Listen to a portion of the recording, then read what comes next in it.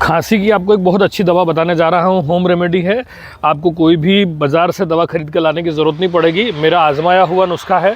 पान का एक पत्ता लें, पान का पत्ता लेने के बाद में उसके 4 टुकड़े करें और जिस प्रकार से कत्था चूना लगाया जाता है पान पर, वैसे ही शहद लगाना है। लगभग आधा चम्मच शहद लेके शहद लगाएं, 10 बूंद अदरक का रस डालें, 2 काली मिर्ची डालें, कूट कर काली मिर्ची डालें, उसका बीड़ा बना के खिलाएं। जिसको भी खांसी हो रही है उसको दिन में 2 बार करें। ऐसा आपको बेहद फ़ायदा मिलेगा, खांसी से आराम मिलेगा और कफ भी निकल जाएगा। नमस्कार।